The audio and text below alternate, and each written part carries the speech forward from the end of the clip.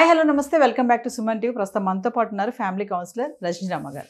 నమస్తే మ్యామ్. నమస్తే నవీన. మ్యామ్, నేను ఒక ఆర్టికల్ చూసాను నిన్న. ఏంటంటే అబ్బాయికి పెళ్ళి అంటే ఓకే అదొక విషయం, కానీ అమ్మాయికి మాత్రం కాదు కదా, ఒక న్యూ లైఫ్. ఎందుకంటే ఈ ఇంటిని వదిలిపెట్టి ఇంకో ఇంటికి వెళ్తుంది. మామూలుగా చూసుకుంటే మేడం, ఆడపిల్లని నువ్వు ఎప్పటికైనా వెళ్ళిపోయేదానివే, నువ్వు ఉండేదానివి కాదు, నీ ఇంటి పేరు మారిపోతుంది, నువ్వు ఇక్కడ ఉన్నంతసేపే ఇలా అనే పెంచుతారు కదా. మరి అక్కడికి వెళ్ళిపోగానే ఈ ఇంటి పేరు మారిపోతుంది. సరే, ఆ అబ్బాయి ఏంటో తెలియదు, వాళ్ళ పేరెంట్స్ ఏంటో తెలియదు, వాడు ఎలా పెరిగాడో తెలియదు, వాళ్ళ పేరెంట్స్ బ్యాక్గ్రౌండ్. ఒక లవ్ మ్యారేజ్ అనుకోండి, ఇట్స్ ఓకే, ప్రేమిస్తే ఒక 3 సంవత్సరాలు 4 సంవత్సరాలు 10 సంవత్సరాలు ఒక ఐడియా ఉంటుంది కొంచెం. అదే అరేంజ్ మ్యారేజ్ అయితే ఏమీ తెలియదు, తీరా ఎంత ఇల్లు ఇంటి పేరు మారిపోతుంది. అలాగే పరాయిదానులుగానే చూస్తారు. అంటే మరి అలా లేని వాళ్ళు ఉంటే అదృష్టవంతులు అనుకోవాలి. అంటే ఆర్టికల్ విన్నప్పుడు నాకు కూడా కొంచెం గూస్ బాంబ్స్ లాగా వచ్చినాయి, కొంచెం నాకు కూడా కళ్ళలో నీళ్ళు కూడా తిరిగాయి. ఎంతైనా పరాయిదానిగానే చూస్తారు. అంటే దీన్ని మరి మీరు ఖండిస్తారా, మరి దీన్ని ఏం చెప్తారో చెప్పాలి. అంటే ఇది ఒక్క యాంగిల్లో లేదు నవీన ఈ క్వశ్చన్. ఇది ఈ సాంప్రదాయం అనేది ఇప్పుడు పెట్టింది కాదు, మనం ఎవరు పుట్టలేదు. ఏనాడు పెట్టారో, ఎవరు పెట్టారో, ఎందుకు పెట్టారో మనకు తెలియదు. పెట్టారు, మేబీ ఇందుకు అయి ఉండొచ్చు. ఎందుకనంటే అప్పుడప్పుడు చిన్న వయసులో పెళ్ళిళ్ళు చేసేవారు. మరి 10, 12, 15 సంవత్సరాల లోపల పెళ్ళిళ్ళు చేసేవారు. ఆ తర్వాత అత్తగారింటికి వెళ్ళిన తర్వాత వాళ్ళ మాట వినాలి, వాళ్ళ ఇంట్లో కలిసిపోవాలి. తర్వాత మూడోది ఆ వంశానికి పిల్లల్ని కంటుంది. 15 సంవత్సరాలే ఇక్కడ ఉంటే మిగిలిన ఎంతకాలం బ్రతికితే అంతకాలం ఇక్కడ ఉండాలి. కాబట్టి ఇక్కడ ఉన్నది తక్కువ కాలం ఈ ఇంటి పేరుతో ఉంది, అక్కడ ఎక్కువ కాలం ఉండాలి ఆ ఇంటి పేరుతో. ఏ పేరుతో ఉండాలి మరి, ఇంకా ఎక్కువ కాలం ఉంటుంది కాబట్టి ఆ ఇంటి పేరుతో ఉండాలి. ఇక్కడ ఉన్నప్పుడు 15 సంవత్సరాలు ఈ గోత్రంలో ఉంది, మరి ఎక్కువ కాలం అక్కడ ఉంటుంది కాబట్టి అంటే వాళ్ళకి మీ ఇంటి పిల్ల అని చెప్పడం కోసం ఈ గోత్రాలు ఇవన్నీ పేర్లు మార్చబడి ఉంటాయి. మరి ఒక 70-80 సంవత్సరాలు ఇక్కడ బ్రతికింది అనుకోండి, మరి ఏ గోత్రంతో ఉంటుంది? వాళ్ళ ఇంట్లో ఉంటూ వాళ్ళ తిండి తింటూ వాళ్ళ భర్త అత్తమామలు వాళ్ళ ఇంట్లో వాళ్ళందరి ప్రేమాభిమానాల మధ్యన మా అమ్మాయి తిరగాలి, ఆ ప్రేమాభిమానాలు ఉండాలి అని వీళ్ళు అనుకుంటారు. కాబట్టి ఆ గోత్రానికి నువ్వు చెందుతావమ్మా అని మేబీ అలా పెట్టుండొచ్చు. పెట్టినప్పుడు వీళ్ళు అత్తగారింటికి వచ్చిన తర్వాత వీళ్ళు ఏం చేస్తారంటే ఆ భావంలో ఉండరు.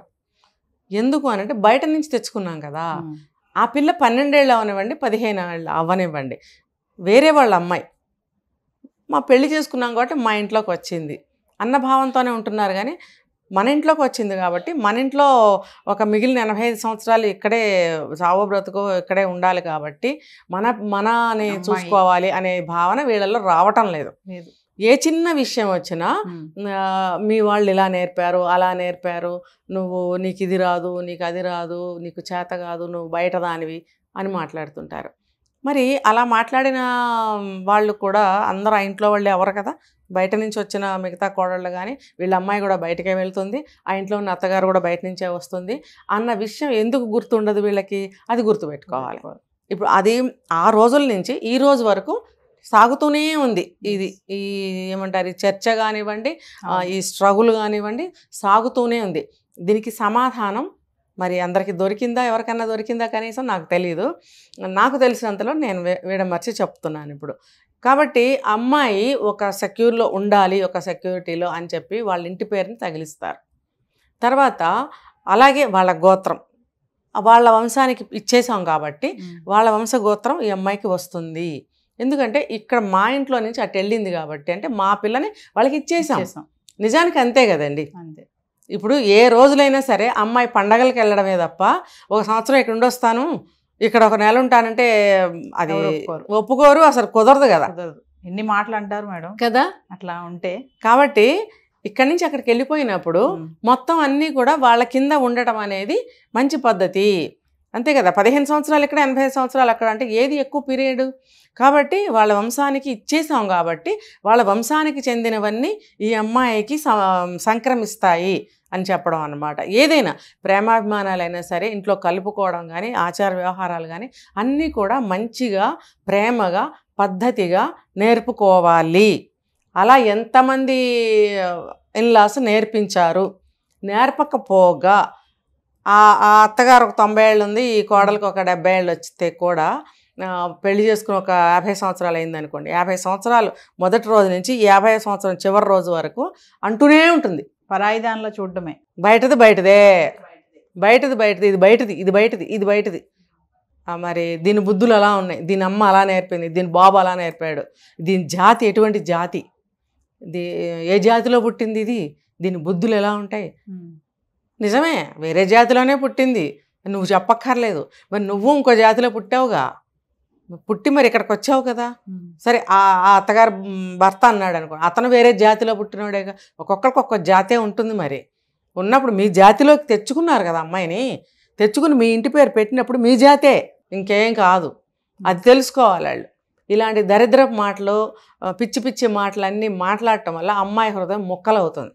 అప్పుడు ఏమవుతుంది, ఇందాక మీరు అన్నట్టు ఆడపిల్ల పుట్టంగానే మరి ఆ అమ్మాయికి సెక్యూర్ చేయాలి కాబట్టి ఒక వయసు వచ్చిన తర్వాత మేము రక్షించాము ఇప్పటి వరకు, ఇప్పటి నుంచి నీ చేతిలో పెడుతున్నాం, నువ్వు రక్షించుకో అని చెప్పి పెళ్లి చేసి పంపిస్తారు. పెళ్లి పేరుతో, పెళ్లి రూపంలో ఆ అమ్మాయికి అక్కడి నుంచి మిగిలిన జీవితానికి రక్షణ కల్పించడం కోసం సమాన వయస్కుడైన ఒక అబ్బాయిని ఇచ్చి పెళ్లి చేస్తారు. ఏ అబ్బాయిని ఎందుకు ఇచ్చి పెళ్లి చేయాలంటే 2 కారణాలు. ఒకటి, సృష్టి జరగాలి. రెండోది, అమ్మాయి సెక్యూర్ చేయలేదు కాబట్టి ఆ రోజుల్లో అబ్బాయిని ఇచ్చి పెళ్లి చేశారు. ఈ 2 కారణాల వల్ల ఆ అమ్మాయిని ఒక అబ్బాయి చేతిలో పెట్టడం జరుగుతుంది.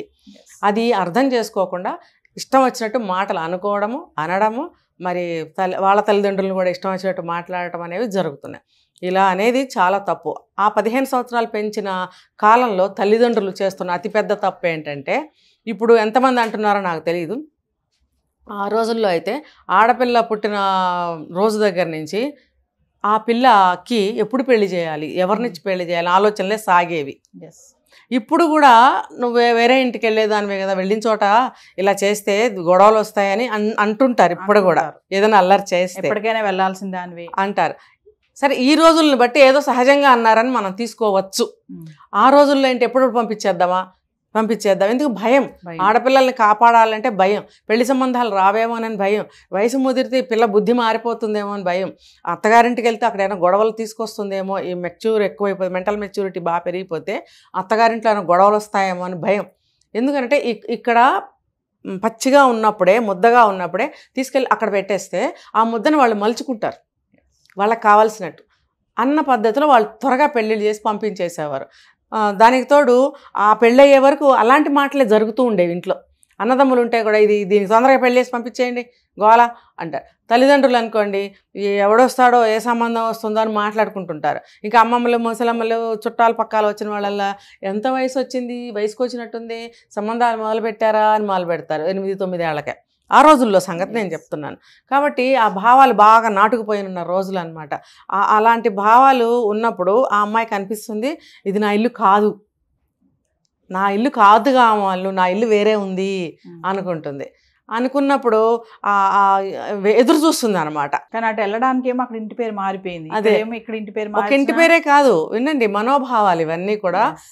ఈ అమ్మాయి నా ఇల్లు ఒకటి వస్తుంది, నా ఇల్లు ఒకటి వస్తుంది, ఇది కాదుగా మళ్ళీ నా ఇల్లు ఒకటి వస్తుంది, అది నాది, అక్కడ నాకు కావాల్సినట్టు ఉండొచ్చు అనుకుని చక్కగా పెళ్ళికి ఇష్టపడే వెళ్తుంది.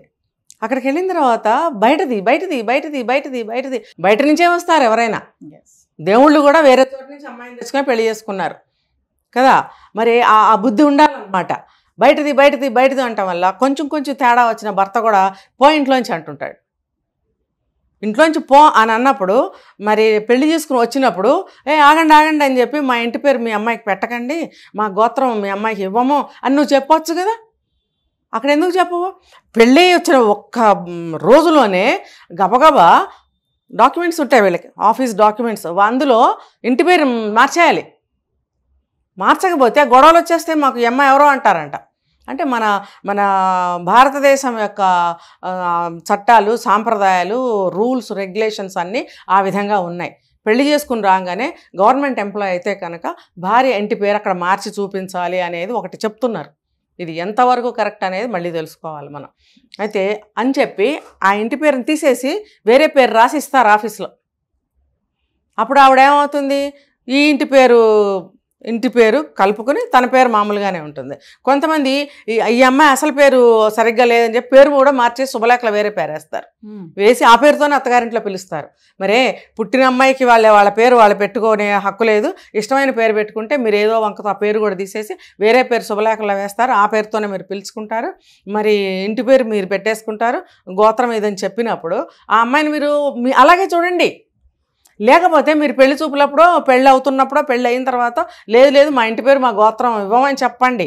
ఆ అమ్మాయి ఆ ఇంటి పేరు ఆ గోత్రంతోనే జీవితకాలం నడుస్తుంది. అలా మార్చుకోండి. మరి అలాంటప్పుడు మార్చినప్పుడు బయటదని అనకండి. మీ ఇంట్లో మెంబర్ లాగా, మీ సొంత మనిషిలాగా, మీ రక్తంలాగానే మీరు చూసుకోండి.